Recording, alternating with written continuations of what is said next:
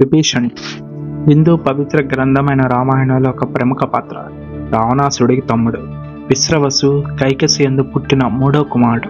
సీతను రావణాసుడు అపహరించిన తర్వాత ఆమెను మళ్ళీ రాముడికి అప్పగించమని అన్న రావణాసురుడికి పలు విధాలుగా చెప్పాడు.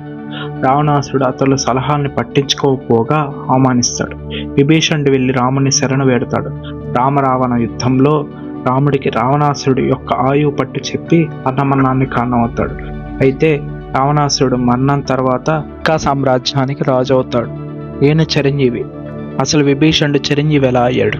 బ్రహ్మ నుండి వరం కోసం తపస్సు చేసిన తర్వాత అతను తన మనస్సును ఎల్లప్పుడూ ధర్మ మార్గంలో ఉంచమని దేవతలను కోరాడు. మరియు ఇంకేమీ లేదు. తన ధర్మానికి సంతోషించిన బ్రహ్మ అమరత్వం అనే వరాన్ని ఇస్తాడు.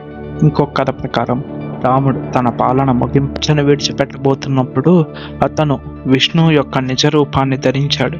విభీషణుడు భూమిపై ఉండి ప్రజలకు సేవ చేసి వారిని సత్యం ధర్మ మార్గాల్లో నడిపించమని ఆదేశిస్తాడు. అందుకే విభీషణుడు చిరంజీవుల్లో ఒకరిగా మారారు. విష్ణువు కూడా విభీషణుడు సౌర రాజవంశం యొక్క వంశదేవత అయిన రంగనాథుడిని ప్రార్థించమని ఆదేశిస్తాడు.